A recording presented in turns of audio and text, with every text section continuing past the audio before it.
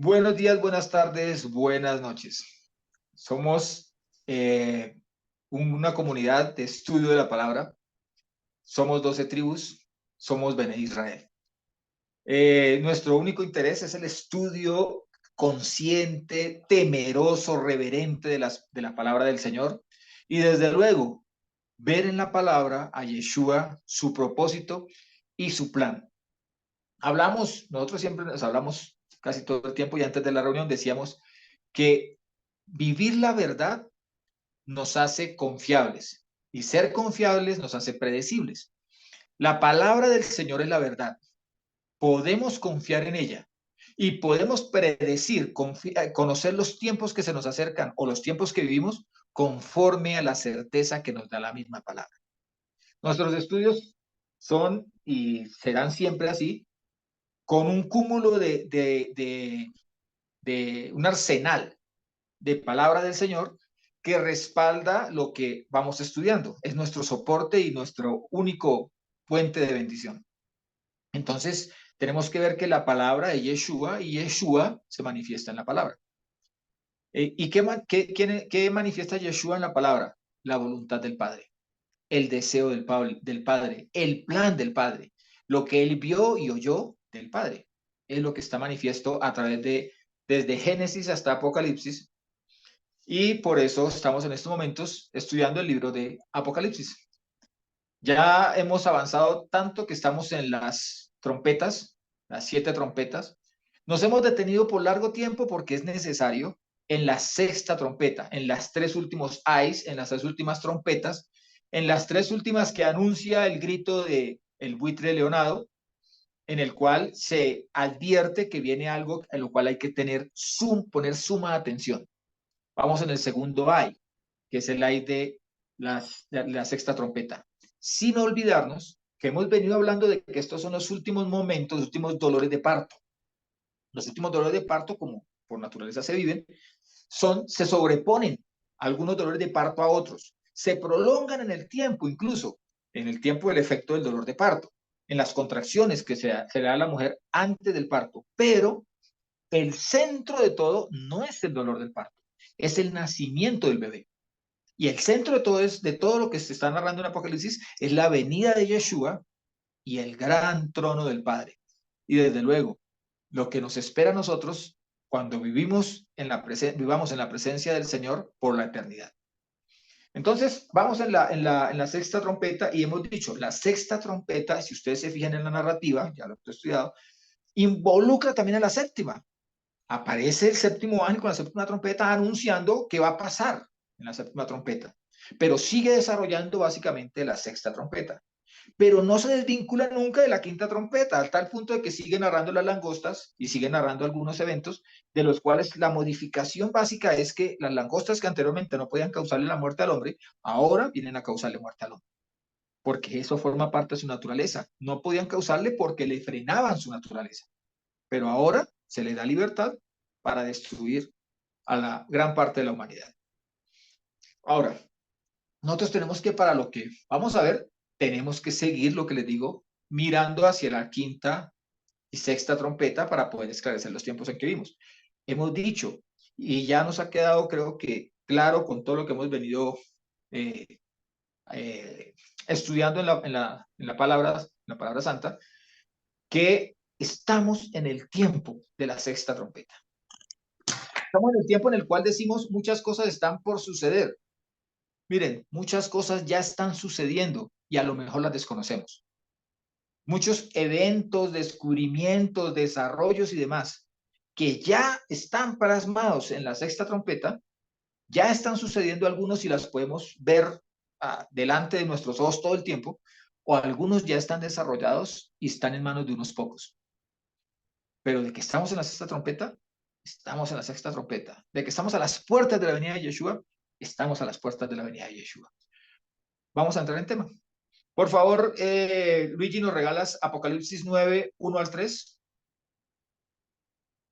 Sí, dice, el quinto ángel tocó la trompeta y vi una estrella que había caído del cielo a la tierra, y le fue dada la llave del pozo del abismo, y abrió el pozo del abismo, y del pozo subió un humo como el humo de un gran horno, y a causa del humo del pozo fueron entenebrecidos el sol y el aire.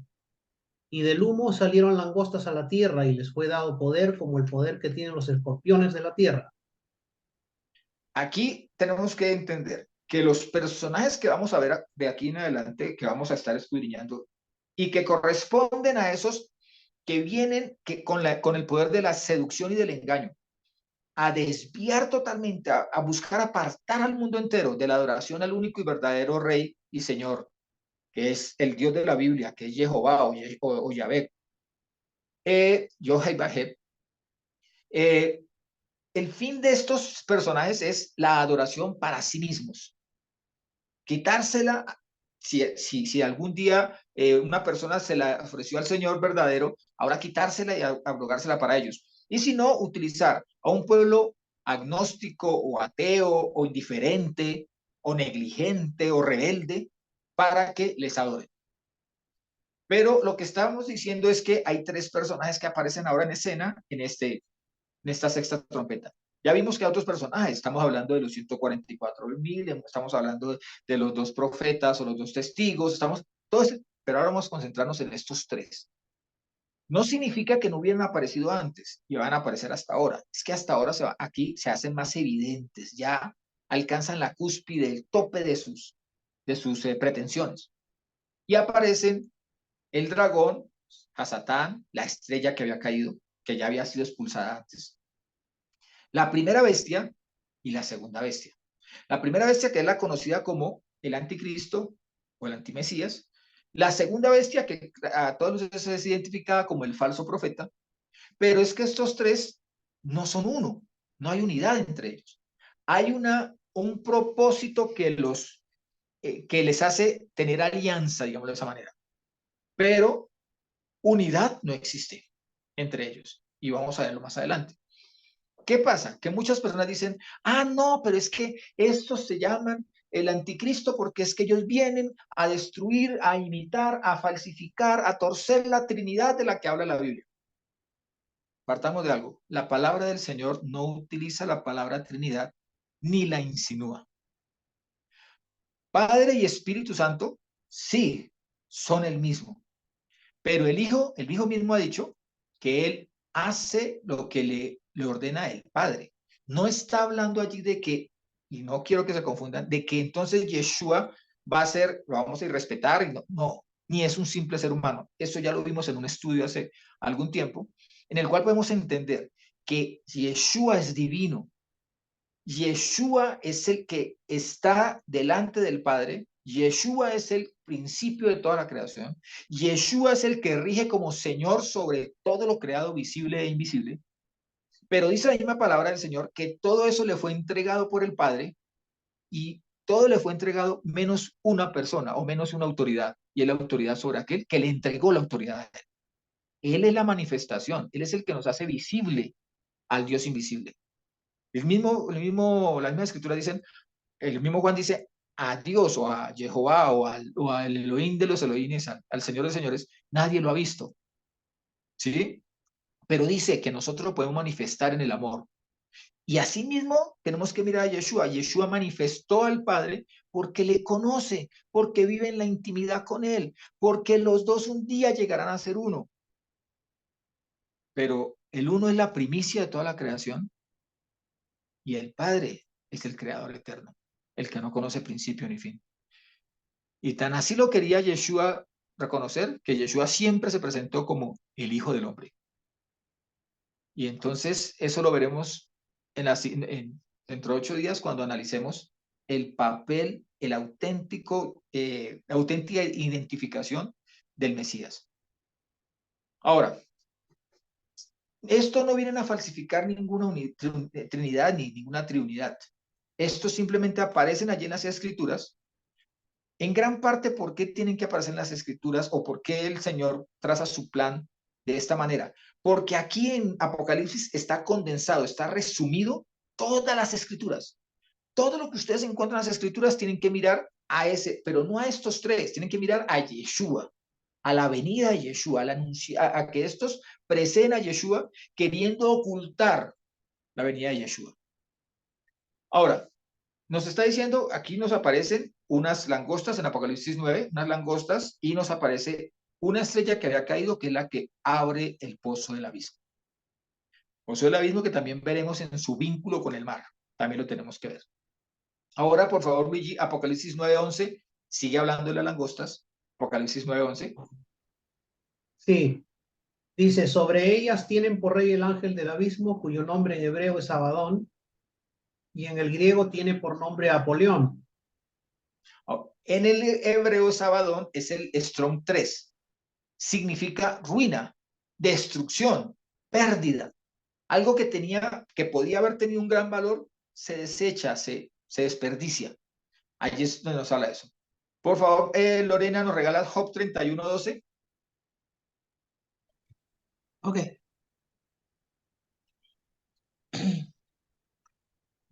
Un fuego que quemaría hasta las profundidades del Abadón, desarraigando todo lo que yo produzco.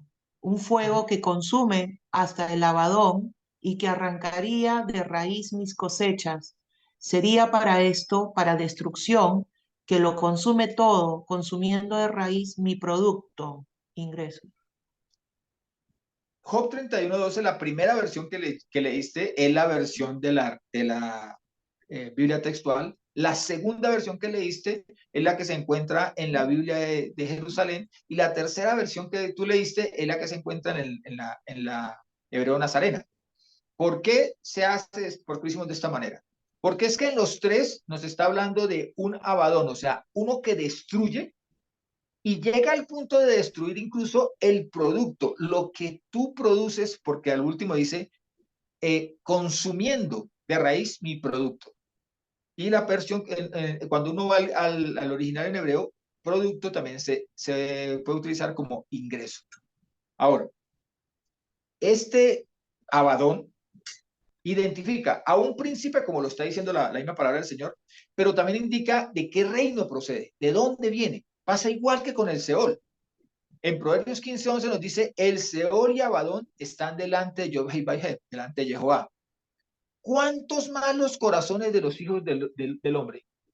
Entonces está diciendo aquí, nos puede estar hablando de un lugar como de un ser espiritual. Luigi, ¿nos regalas por favor Apocalipsis 20:13 al 15? Sí, dice, y el mar entregó a los muertos que había en él, y la muerte y el Hades entregaron los muertos que había en ellos, y fueron juzgados, cada uno según sus obras. Y la muerte y el Seol fueron arrojados al lago de fuego. Esta es la muerte segunda, el lago de fuego. Y el que no fue hallado inscrito en el libro de la vida fue lanzado al lago del fuego. La palabra que se utiliza allí como Hades, eso es digamos así, en la versión griega, porque en la versión hebrea es la misma palabra Seol. La muerte y el Seol, dice así, fueron lanzados. Ahora, pero antes de eso, ¿qué nos ha dicho? Que la misma muerte y el Seol, hablando como si fuera un lugar, entregaron a sus muertos. En la segunda parte nos dice la muerte y el Seol fueron arrojados al lago. ¿Sí? Un espacio, un objeto, digamos de esa manera, en nuestra percepción, no tiene por qué ir a la segunda muerte, porque simplemente son elementos inanimados, muertos. Pero ¿quiénes sí? Los espíritus que los gobiernan, que los rigen. Eso sí. Entonces, cuando nos habla de un líder que se conoce como el Abadón en hebreo, ¿sí? Nos está hablando de un ser que gobierna en unos niveles espirituales de los cuales proceden las langostas.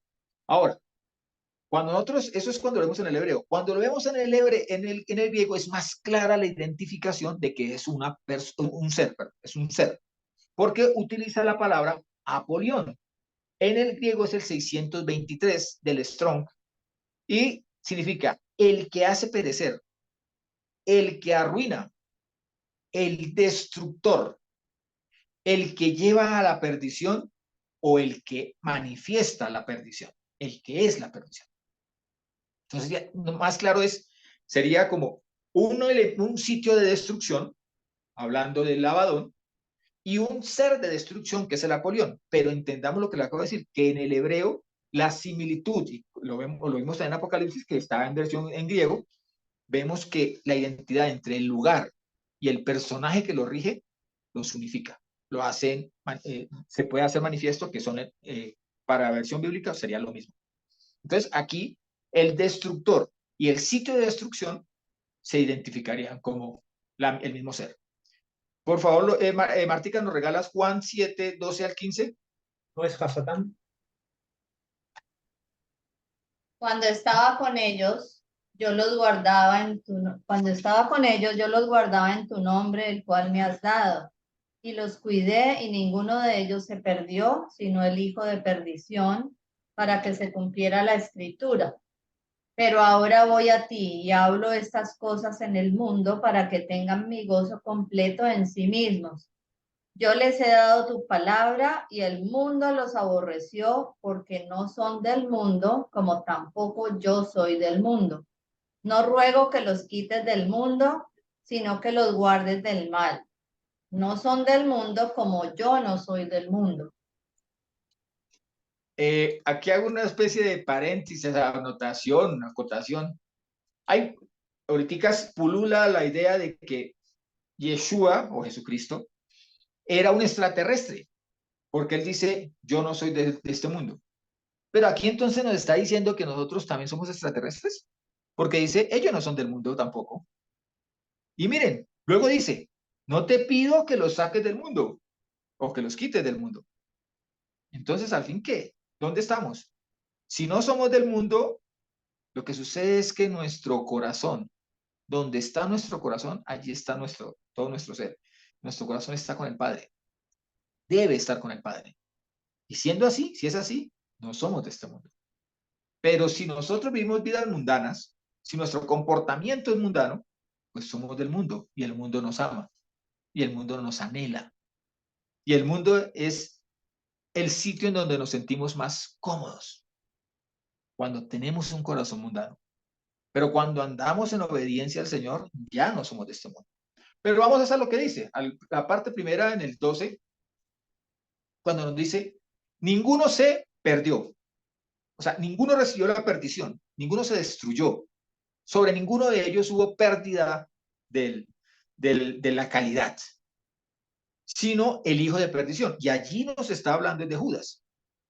Entonces, hijo de perdición, cuando se refiere a un ser humano, es lo que nos está indicando es bajo qué influencia, a quién imita, a quién agrada, quién es su modelo de vida. Y para el hijo de perdición era el Abadón, era el Apolión. Ese era su modelo a seguir. Ese modelo se dejó arrastrar. Sí, el modelo que le presentaron era un modelo de ganancia material. Por eso vendió al Señor por unas monedas de plata. Ahora, ¿qué nos dice 2 Tesalonicenses 1:4? Por favor, Martica, ¿nos regalas de una vez ahí 2 Tesalonicenses 2:1-4? Pero con respecto a la venida de Yeshua, el Mashiach, nuestro Señor, y nuestra reunión con Él, os instamos, hermanos, a que no os dejéis perturbar fácilmente vuestro modo de pensar, ni os alarméis, ni por espíritu, ni por palabra, ni por epístola como si fuera nuestra, en el sentido de que el día del Señor ha llegado. Nadie os engañe en ninguna manera, porque no sucederá sin que antes venga la apostasía y sea manifestado el hombre de iniquidad, el hijo de perdición, el cual se opone y se levanta contra todo lo que es llamado Elohim u objeto de adoración, hasta el punto que se sienta en el santuario de Elohim proclamando que él mismo es Elohim.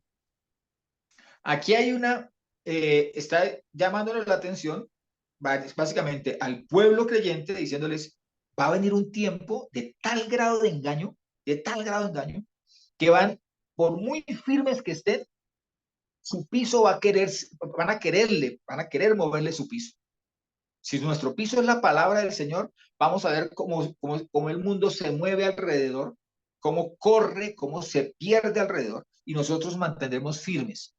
Pero no podrá negar nadie que es el tiempo que se aproxima, el tiempo del Señor. Y ese es el tiempo que estamos viviendo hoy. La gente misma lo dice, la gente misma lo reconoce, que todo apunta, todo se sabe que es los últimos tiempos. Por lo menos reconocen que son los últimos tiempos. Falta reconocer a aquel que salva nuestras vidas y que nos rescata de todas las consecuencias de la perdición acumulada por toda la historia de la humanidad y que habrá de ser sometida a juicio al finalizar estos tiempos. A los tiempos que al presente llama el mismo Señor en su palabra el tiempo de los gentiles. Ahora, ¿cómo llama a este ser inicuo, rebelde a la Torá, que no se somete a la palabra del Señor? Lo llama hijo de perdición. La palabra que utiliza allí es huios tes apotellas, ¿sí? Ahora, cuando utiliza la palabra apotellas o apoleyas, perdón, expresa lo mismo. Es la misma palabra para Apolos, ¿sí? Que es una ruina, una pérdida, un malgasto, algo que se desperdicia. Incluso el Señor lo utiliza en el libro de Marcos 14, cuando la mujer llega y rompe el vaso de alabastro en Betania y riega el perfume delante del Señor. ¿Y qué dicen todos? No, ¿cómo se les ocurre? ¿Cómo se le ocurre hacer eso a esta mujer? ¡Qué desperdicio! ¡Qué perdición! ¡Qué malgasto! ¡Qué pérdida! Entonces, cuando vemos la característica de este ser, o de estos seres, porque son, también lo habló sobre Judas, y aquí lo está hablando sobre un ser de los tiempos que vendrán, durante el tiempo en el cual la apostasía haya encontrado su mayor crecimiento, su mayor terreno de cultivo, que es el tiempo que estamos viviendo hoy en día. Dice que ahí sí se manifestará, no dice que habrá de ser creado, o habrá de originarse, o habrá de nacer, no, se manifestará. Es el momento en el cual se hará más visible, en el cual se hará innegable, en el cual romperá todas las barreras que lo mantenían en oculto. ¿Por qué lo romperá? Ya lo vimos, porque la estrella que había caído, Hasatán, abre la puerta del abismo para que se manifieste. Tengamos en cuenta que cuando vemos en el libro de Apocalipsis, dice que estas langostas tienen un líder. No dice ni que el líder haya salido con ellos, ni que el líder estuviese detenido de manera permanente con ellos. O sea, que no se hubiese manifestado antes sobre la faz de la tierra. Se pudo haber manifestado, pero en oculto, mientras que ahora se manifiesta de manera súper evidente, súper visible. Ahora, esta no es la única bestia. O sea, si nosotros vamos a ver esta parte de Segunda de Tesalonicenses, donde viene hablando, miren que para que empecemos a entrar en el tema de discernir, de individualizar a estos seres, a falso profeta, a la antimachía y al dragón, casi siempre creemos saber mucho sobre el dragón, pero la mayoría de cosas que la gente sabe sobre el dragón, sobre Hasatán, sobre este serpiente antigua, casi siempre nace de el cuento, de la historia, de la narrativa, pero debemos profundizar en las escrituras para entender no solamente quién es este personaje, porque no es que nos interese de a mucho conocer quién es este personaje, nos interesa saber quién es respecto a nosotros. ¿Tenemos autoridad sobre él o no tenemos autoridad sobre él? ¿Cuál es su principal herramienta? ¿Cuál es su principal arma? ¿Qué está haciendo en este tiempo? Ahora, en el presente, ¿qué está haciendo? ¿Qué va a hacer en el futuro? Si es cierto que está metido en prisiones, ¿por qué todavía se habla de que le pudo tentar al Señor en medio del desierto? Si está en las profundidades. ¿Qué pasó allí? Tenemos que identificar este tipo de cosas, pero tenemos que concentrarnos también en que existen dos bestias que narra el libro de Apocalipsis. Una que ha sido conocida como la antimachía, pero les digo, bíblicamente simplemente se llama la primera bestia. O la segunda bestia, que también ha sido conocido y se reconoce como el falso profeta. Hijos de perdición, pero miren cómo inicia diciendo que no debemos turbar, lo primero, no nos alarmemos, no nos turbemos, ni por espíritu. Inicia diciendo eso, ni por espíritu. Hay un llamado especial. Ojo, porque también en el libro de Timoteo también dice, he aquí que el espíritu mismo dice claramente que en los postreros tiempos algunos apostatarán de la fe, escuchando a quiénes, a espíritus engañadores. Ojo, sentemos con precisión ese tipo de cosas, porque muchas veces nos está pasando lo que alguna vez vimos que se llama el ilusionista. El tipo que hace que veas algo que realmente no está sucediendo mientras se están moviendo los hilos por otro lado. El enemigo está moviendo sus hilos, pero muchas veces nos tiene tan distraídos, tan concentrados en una religiosidad, en una instrucción de academia y no en una instrucción de la palabra. Concentrémonos y enfoquémonos en la palabra. Recordemos que no solamente es el anticristo o el antimesías la única bestia. También está la otra bestia, que es el falso profeta. Y yo me atrevería a decir que Hasatán es otra bestia. Es la serpiente antigua. Como serpes, como serpiente, corresponde al día sexto del nacimiento de las bestias. Porque recordemos que en el día sexto no fue creado solamente el hombre. Fueron creados también las bestias. Los grandes monstruos fueron creados. Para que vayamos sentando bases firmes. Ahora, ¿qué es bestia? Bestia en el griego es la palabra terión. Es el Strong 2342, que se podría traducir como un animal salvaje. Un animal que por naturaleza es brutal en su comportamiento. También debemos entender que puede ser un pequeño ser vivo que es portador de muerte. En pocas palabras, es un animal peligroso. Un animal con la capacidad de arrebatar la vida. También se utiliza muchas veces la palabra tera, que es el Strong 2339, de la misma raíz del terión, que significa una trampa. Por favor, Lore, nos regalas Romanos 11, 8 al 10. Sí, como está escrito, Dios les dio espíritu de estupor, ojos para no ver y oídos para no oír, hasta el día de hoy. Y David dice, conviértanse su banquete en lazo y en trampa, en tropezadero y en retribución. Sean oscurecidos sus ojos para no ver, y dóblales continuamente la espalda. Trampa en este caso es terión, así como lo está utilizando allí. Ahora, Tito nos advierte, o sea, todas las escrituras nos advierten de este tipo de seres de la bestia, pero Tito nos advierte de cuál es el comportamiento de quienes siguen a estas bestias. Él nos dice incluso en Tito 1, 9 al 14, nos dice que retenga firmemente la palabra fiel, o sea, nos está hablando a nosotros, conforme a la doctrina, a fin de que sea capaz de exhortar con sana enseñanza y de refutar a los que contradicen. Allí está hablando de las personas que van a llevar o que llevamos la palabra del Señor. Debemos estar concentrados, entregados a la palabra para poder con la palabra controvertir a las tinieblas. Luego dice en el 10, porque hay muchos insubordinados, charlatanes y embaucadores, especialmente los de la circuncisión, a los cuales es necesario taparles la boca. ¿Con qué? Con la palabra del Señor. Que trastornan casas enteras, enseñando por ganancia deshonesta lo que no se debe. Enseñando lo que no se debe por el mero interés económico. Uno de ellos, su propio profeta, lo llama profeta el mismo Pablo, dijo, los cretenses, porque está hablando de los de Creta, siempre mentirosos, malas bestias, glotones, ociosos. Este testimonio es verdadero, lo califica Pablo, por lo cual repréndelos severamente para que sean sanos en la fe y no presten mucha atención a fábulas judaicas ni a mandamientos de hombres que pervierten la verdad. Mandamientos de hombres que pervierten la verdad y cuyas características son insubordinados, charlatanes, embaucadores, trastornadores de las casas, que enseñan lo que no se debe, mentirosos, glotones, ociosos, en resumen, malas bestias. Y cuando utiliza la palabra malas bestias, es la palabra cacatería. Caca es la palabra malo, el Strong 2556. ¿Qué significa caca? Significa malicia interior.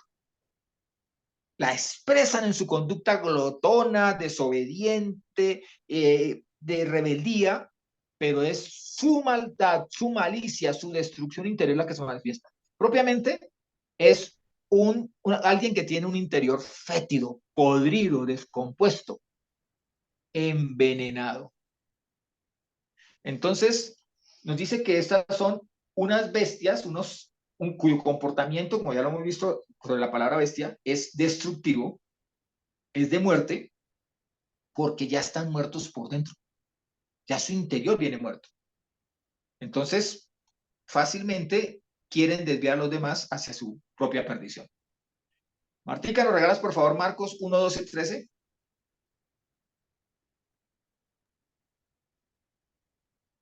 Enseguida el espíritu lo impulsa al desierto, y estuvo en el desierto 40 días, siendo tentado por Satanás, y estaba con las fieras, y los ángeles lo servían. Estaba con las fieras en medio del desierto cuando fue tentado. Allí utiliza nuevamente la palabra terión. Estaba con los terión. Pero hace referencia principalmente a los seres venenosos, pero pequeños, que habitan en medio del desierto. Estamos hablando de escorpiones, estamos hablando de serpientes, pero también nos lleva desde lo más diminuto, desde un virus, hasta un animal gigante, hasta un animal de gran tamaño. Todos ellos son terión, son bestias, seres que sin importar su tamaño, son vivos, pero que portan muerte. Apocalipsis 9:11 nos ha recordado que el líder de las langostas, figura como de insectos, el líder de las langostas es el rey del abismo, cuyo nombre es Abadón en el hebreo y Apolión en el griego. Las langostas realmente vienen es a preparar el camino de este gran líder, de este líder. Ahora, el hecho de que se abran lo profundo del abismo, donde sabemos, ya lo hemos estudiado, se encuentran retenidos los espíritus que una vez, habiendo sido espíritus celestiales, se corrompieron, indica que su líder tiene características similares a estos. O sea, es un ser espiritual. ¿Mm? Por favor, Luigi, nos regalas Apocalipsis 12, 1 al 4 y te saltas al 1:7, al 12:7, perdón. Sí. Dice, y del mar vi que subía una bestia que tenía 10 cuernos y 7 cabezas. Sobre sus cuernos había 10 diademas y sobre sus cabezas un nombre blasfemo. La bestia que vi era semejante a un leopardo, pero sus pies eran como de oso y su boca como boca de león. Y el dragón le dio su poder y su trono y una gran autoridad. Y vi una de sus cabezas como herida de muerte, pero su herida de muerte fue sanada, y toda la tierra se maravilló en pos de la bestia.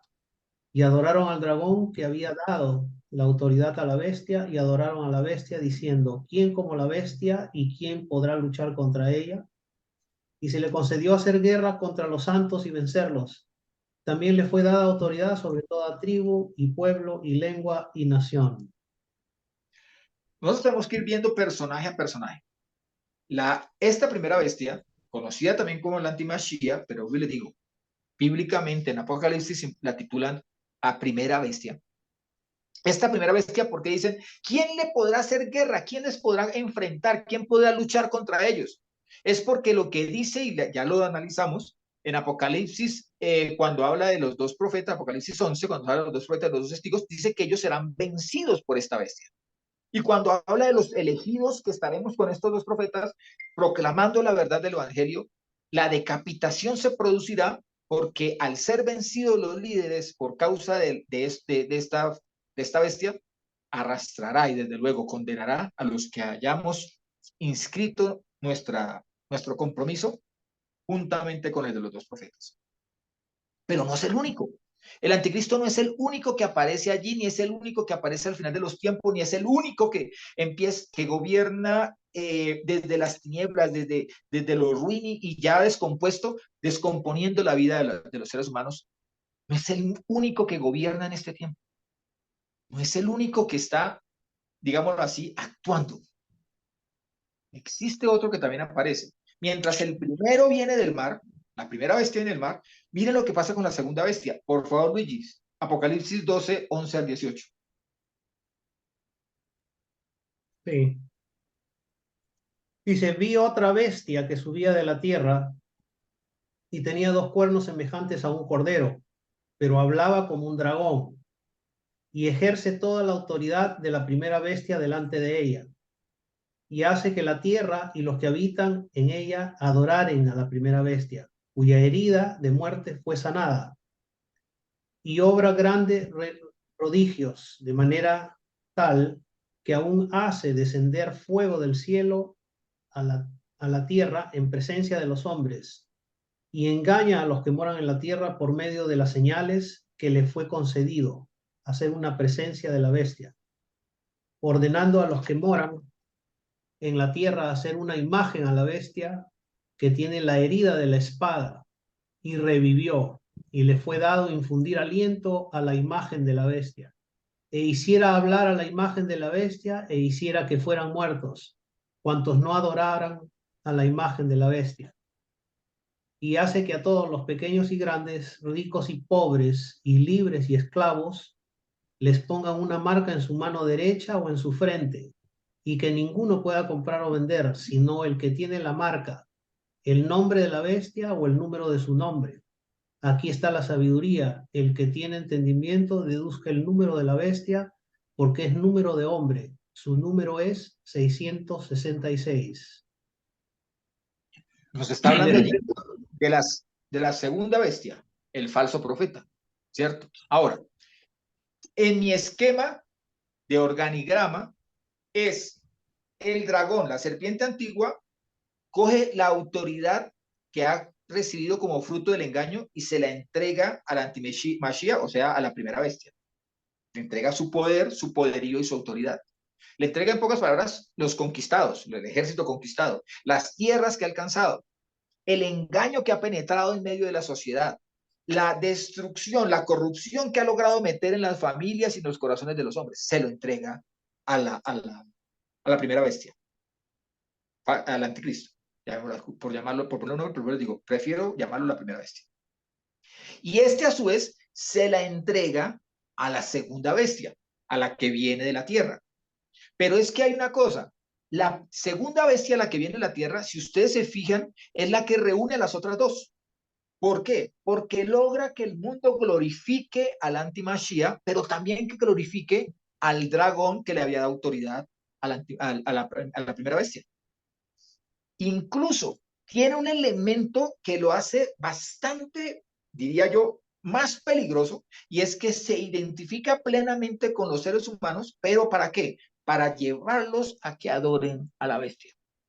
Tiene características que lo hace aún tan venenoso, y el mundo entero ha ido olvidando que este ser también está como segunda bestia y viene emanando de la tierra.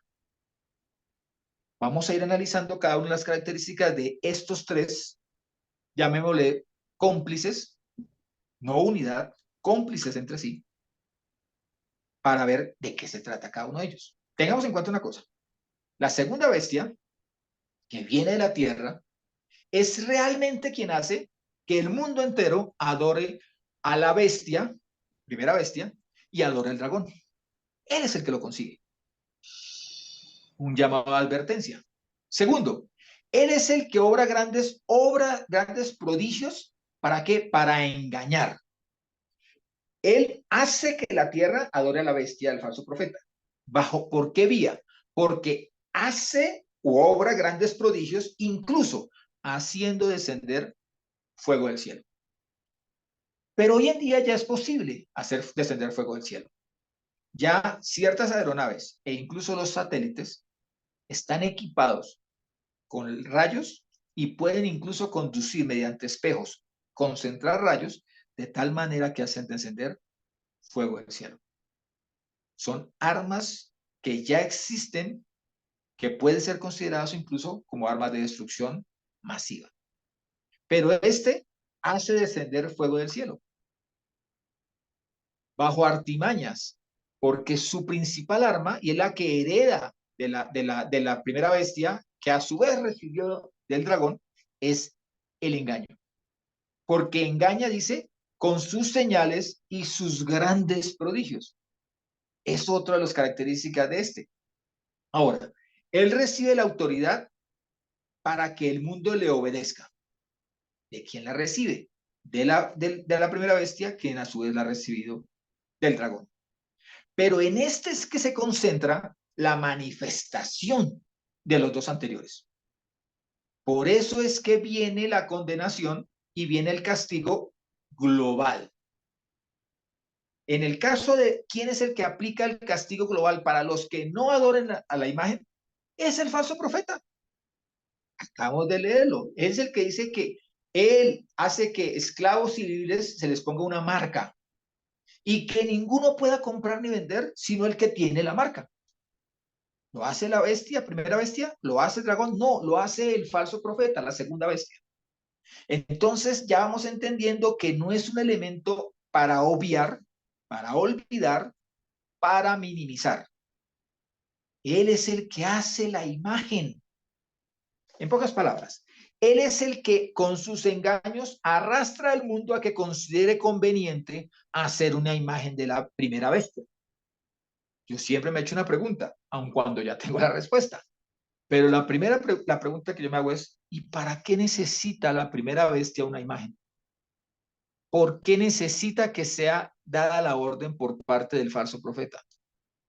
Una complicidad entre tres delincuentes de esa magnitud, de esa talla, de esa dimensión. Tres egoístas, ególatras, que persiguen la adoración del mundo, que desean entre ellos es conquistar al mundo para sí mismo y no para los otros dos. ¿Cómo es que uno de ellos concede al otro que él sea el que levante la imagen? ¿Y para qué la imagen? ¿Y qué imagen se está levantando? ¿Mm? Eso lo dejamos ahí porque lo analizaremos más adelante, porque lo iremos descubriendo paso a paso. Pero miren un elemento que es igualmente peligroso. Dice, hablando de las profecías que da Pablo, las hiladas, las puntadas que nos da Pablo sobre los tiempos finales, dice que él se hará como Dios y se sentará en el trono haciéndose pasar como Dios. Ahora veamos qué pasa con el falso profeta. Miren que en el mismo Apocalipsis, en la parte que acabamos de leer, cuando dijimos en el mismo Apocalipsis 12, y vemos en el versículo 15, dice, y le fue dado un poder a este falso profeta, que es el de infundir aliento a la imagen de la bestia. Soplo de vida. ¿Quién es el único que bíblicamente ha dado soplo de vida a un ser, a una materia? Es el mismo Elohim, es el mismo Dios. Y este se quiere hacer pasar también, porque yo le digo, los tres persiguen lo mismo. Los tres hacen alianzas engañosas, porque vamos a ver más adelante cómo se van, cómo va a ser al final la característica, el componente entre ellos, o la conducta entre ellos, entre sí mismos, entre ellos mismos. ¿Sí? Hay una pregunta que nace. ¿No será la segunda bestia el que verdaderamente logre ser el líder global bajo una única organización autoritaria y el que mantenga al mundo bajo su dominio? Desde luego, en virtud de lo que los otros dos le han dado. Pero no se abrogará, no buscará para sí ese derecho. Recuerden que él le da el soplo a la imagen de la bestia. El soplo que le da vida a esa imagen. ¿Pero para qué una imagen? Ahora, ese llamado falso profeta, ¿sí? Ese llamado, que realmente se conoce como la segunda bestia, miren que ese sí viene de la tierra. ¿De dónde viene el hombre? De la tierra. ¿De dónde procedemos todos? De un Adán que un día fue una figura de barro, la cual recibió el soplo. Claro es para mí que allí sí se está hablando de un ser humano. Luego, lo que les digo, en la medida que vayamos avanzando, iremos identificando no solamente las características, sino la posible manifestación de este falso profeta. Iremos individualizando también las características propias de ese primer bestia o llamado anticristo. Y desde luego, tenemos que mirar también a este dragón, al padre de mentira, a aquel que ejerce su autoridad, ejerce su gran sueño de llegar y sentarse en el trono de Dios, haciéndose pasar por Dios, porque recordemos que ese fue el motivo de la caída de Hasatán, el querer sentarse en el trono, ¿sí? En lo alto, donde está el trono del Señor, se quería sentar él. Recordemos que también este fue el motivo, y lo tenemos que volver a repasar, de la caída de Babilonia, de la Torre de Babel. Entonces, estos dos también están buscando esto. ¿Y lo consiguen a través de quién? Del falso profeta. Tengamos en cuenta también que los tres,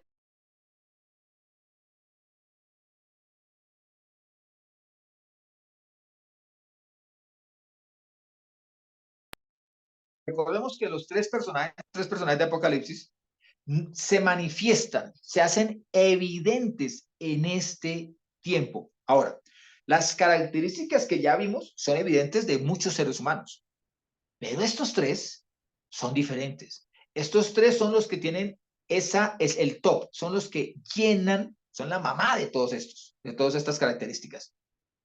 Estos tres han tenido súbditos, seguidores, ciegos, esclavos ciegos, que les han seguido y que han hecho la misma obra, pero esta es una obra de preparación, de ir allanando camino para que aparezcan estos tres, y se hagan evidentes. Hasatán, por ejemplo, que es de los más conocidos, el dragón, la serpiente antigua, es de los más conocidos y todo el mundo sabe de su existencia. Pero la manifestación global, visible, descarada, más allá de lo que está sucediendo, más allá de cómo ha engañado a las personas, es una manifestación globalizada, abierta, evidente, innegable de Satán, será para este tiempo final. Todo lo demás que ha sucedido es mera preparación. Martica, ¿nos regalas por favor Mateo 24, 21 al 28? Porque habrá entonces una gran tribulación, la cual no la ha habido desde el comienzo del mundo hasta ahora, ni la habrá jamás. Y si aquellos días no hubieran sido acortados, ninguna carne sería salva. Pero por causa de los escogidos, aquellos días serán acortados. Entonces, si alguno os dice, he aquí el Mesías, o aquí, no lo creáis, porque serán levantados falsos mesías y falsos profetas, y mostrarán grandes señales y prodigios hasta el punto de engañar, si fuera posible, aún a los escogidos. He aquí, os lo he predicho. Sí, pues os dicen, mira, está en el desierto, no salgáis. Mira, está en las recámaras, no lo creáis. Porque como el relámpago sale del oriente y brilla hasta el occidente, así será la venida del Hijo del Hombre. Donde quiera que esté el cadáver, allí se juntarán los buitres. Cuando nosotros miramos aquí, tenemos que entender dos tiempos diferentes, dos medidas diferentes y dos grupos diferentes. Uno son los falsos mesías y falsos profetas. ¿Qué pasará con ellos? Ellos serán levantados. No dice se levantarán, serán levantados. Realmente esa es la aplicación. Estos serán aquellos que encontrarán recompensa en su desvío, en su desorden, en su corrupción, encontrarán. Ahora, ¿son muchos? Sí, son muchos. No son los mismos personajes que aparecen como lo ha dicho aquí el mismo Señor en el libro de Mateo, cuando dice que este anti-mesías o este falso mesías y este falso profeta harán realmente su aparición deslumbrante antes de la venida del Hijo del Hombre. ¿Y por qué los distinguiremos? Sencillo, diría yo. Es que veremos a este antimesías o este falso mesías y a este falso profeta a ir por la tierra ir llenando, ir corrompiendo, ir invadiendo, ir subyugando durante un tiempo largo, mientras que la venida de Mashiach será así. Dice que así como aparece el relámpago, desde el oriente hasta el occidente, toda la tierra será vista, y será visto por un instante, mientras recoge a su pueblo. ¿Sí? No se encargará de querer buscar la adoración que ya tiene. Es que esa es la diferencia. Él no buscará la adoración. Él ya tiene la adoración. Yeshua ya la tiene. Tiene nuestra adoración de corazones honestos y corazones sinceros que le amamos y le adoramos como nuestro Señor. En cambio, estos impondrán su voluntad, impondrán su seducción, su mentira y su engaño sobre el globo terráqueo durante largo tiempo. Pero volviendo con nuestro tema, habrá muchísimos, y los ha habido en la historia, y los hay actualmente, y los hay bajo diferentes nombres, cargos y distinciones. Falsos mesías y falsos profetas. Ahora, el Señor mismo nos ha dado ejemplo y nos ha indicado, y lo dijimos antes cuando el Señor dice, ustedes no desconocen esta realidad. Cuando hablamos de la confiabilidad de la palabra y de la confiabilidad de nuestro Padre Celestial, y dijimos que eso hace que las cosas sean predecibles, el Señor aquí lo está afirmando. Ya os lo he predicho, o sea, ya fue predicho todo lo que habría de acontecer, ustedes solamente escudriñen las Escrituras y allí está. Y el enemigo no va a salir de lo oculto, pero no nos va a ser desconocido. Vamos a poder identificarlo. Y esa es la labor que tendremos en adelante mientras estemos viendo la sexta trompeta, el tiempo actual. Luigi, ¿nos lees por favor Apocalipsis 14, 6 al 13 ya para despedirnos? Sí. Dice, vi otro ángel volando en medio del cielo que tenía un evangelio eterno para proclamarlo a los asentados en la tierra. Es decir, sobre toda nación y tribu, lengua y pueblo, que decía a gran voz, temer a Dios y dadle gloria, pues la hora de su juicio ha llegado. Adorad al que hizo el cielo y la tierra y el mar y las fuentes de las aguas. Y otro ángel, el segundo, siguió diciendo, cayó Babilonia la grande, la que ha hecho beber a todas las naciones del vino ponzoñoso de su fornicación.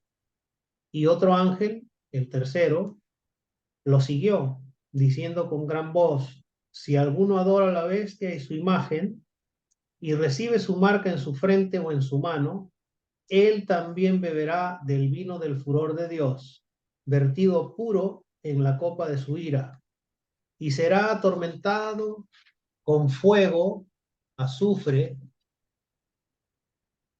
a la vista de los santos ángeles y a la vista del Cordero.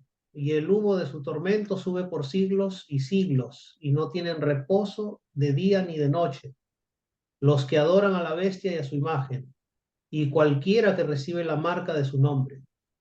Aquí está la perseverancia de los santos, los que guardan los mandamientos de Dios y la fe de Yeshua.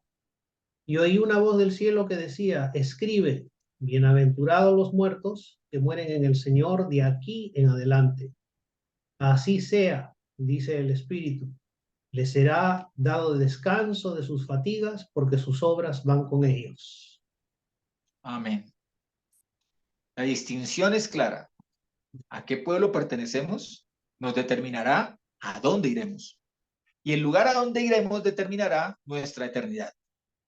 Nuestra eternidad está asegurada en Yeshua. Nuestra eternidad está asegurada en la palabra de nuestro Padre. Para salvación, para bendición. Pero la eternidad de las tinieblas también está asegurada. Está asegurada en aquellos que son irreverentes, que son desleales, rebeldes a la palabra. En aquellos que cuando la manifestación se dé, que ya se está dando, de estos tres personajes, sigan a estos tres personajes por verlos como vencedores, en lugar de mirar cuál es el final de la película. En el final de la película, el que triunfa es el eterno Rey, el Señor de señores, Rey de reyes, soberano de soberanos, aquel que desde la eternidad se ha proclamado como Señor de todo lo creado, visible o invisible.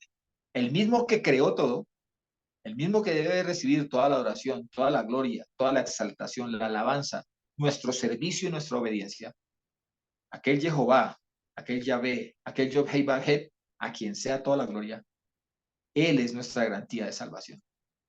Pero también el maligno es garantía de perdición.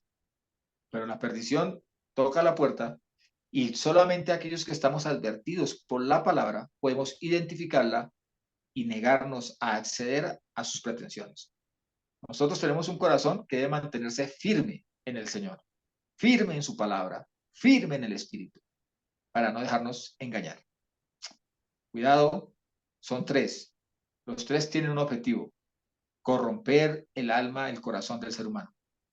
El último, el de los tres, que es el falso profeta, el que viene de la tierra, este tiene también, va a tener una autoridad dada por los hombres para incluso condenar a muerte a aquellos que no le sigan. Pero por esa muerte seremos salvos. Si decidimos entregar nuestra vida para defender la verdad del Evangelio, habremos garantizado nuestra vida eterna. Porque esa es la promesa que nos da Yeshua en su...